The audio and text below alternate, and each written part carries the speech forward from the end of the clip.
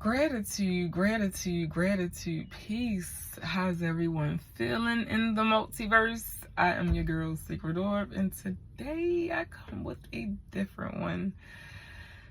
So, I know it's been a while. A lot has changed in my life, and I just want to say that I'm very grateful. For a moment, I was being ungrateful because I was complaining. However, I'm good. So, today, what I wanted to come and connect with you all about was something that was given to me yesterday. It was today. It was earlier today, and I was like, okay, I'm gonna go and make a video about that. So, I'm a huge huge fan of cartoons and certain animes, right? So before I made my trans move, before I made my move, oh, it's a ladybug on my window.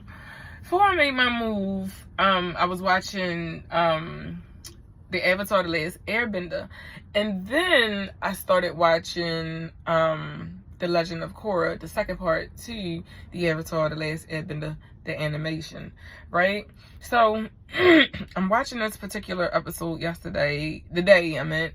it was book 3, episode 1, chapter 1, something like that. I forgot how they call it, but anyway, it was season 3, episode 1, basically.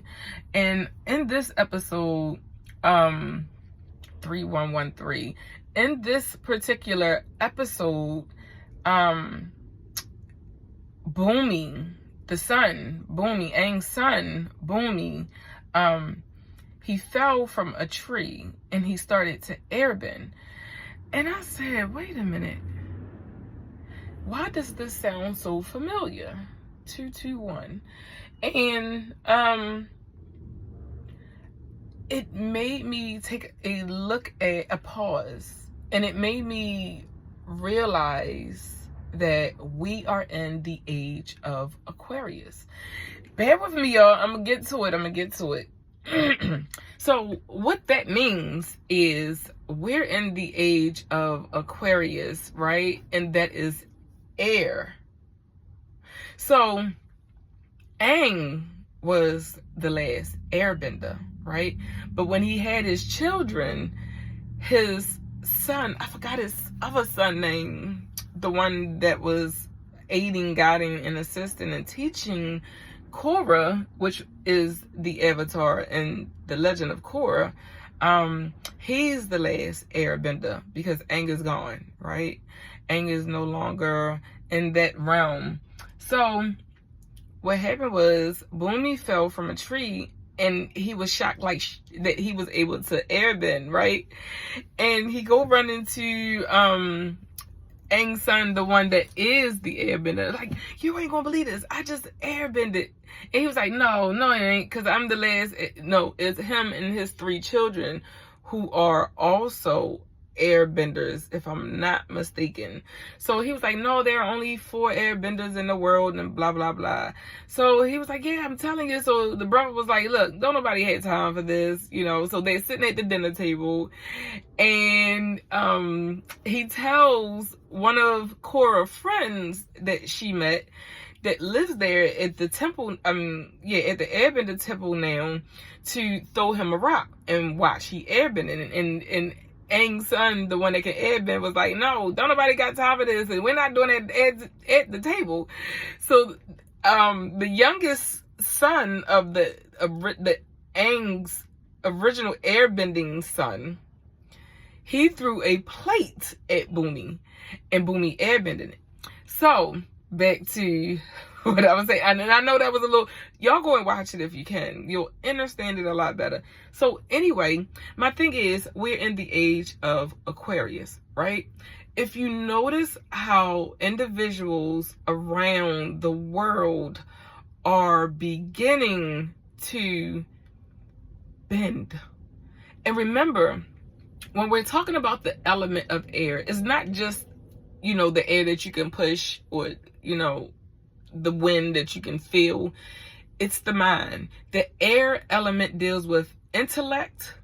It deals with telepathy. It deals with communication, all types of things. Technology. Remember that we're in the age of information, the age of technology. So as the intellect and information rises and gains and is in abundant, the technology is going to be more produced, right? It's going to be more technology produced. Think about that, right? And the part I don't understand is the water bearer part, because it is an air sign. However, it's the water bearer. But look at this age. We're in the 2000s. The number 2 represents water, right? So a lot of us are dealing with the emotions. We're able to master not only the element of air, which we're in the age of Aquarius, which is the air element. However, attached to it is the water as well. So we're mastering our emotions and the thought process, the intellect. Look how a lot of us are just coming out of the blue with this knowing, right? So this is such a beautiful, beautiful time to be alive. And I kept asking Spirit, I'm like, why is this such a beautiful time to be alive? I don't get it. Now I'm starting to understand. We are so in tune nowadays. You look at these babies, they even have a meme. They have a video meme. I don't even know what it's called, y'all. I'm so of the baby coming out the womb and snatching the phone from either the doctor or the nurse and start, going through the phone, Googling and stuff, right? Finding stuff it needs. It was just the funniest thing, and I'm just paying attention to that because that is exactly what is going on in this age, this space, place, and time. A lot of us are awakening, right? We are understanding that we come from the water. So mastering that element of water, mastering that element of air is something that is going to happen, period. Don't worry about the naysayers. Don't pay attention to those who are not where you are. You don't have to get that attention, right? 801, focus on who you are, where you at, and where you're going, right? Things are shifting and changing for a lot of us, and all we have to do is allow this shift to happen and occur, right? So with that being said, if you haven't heard it today, I love you.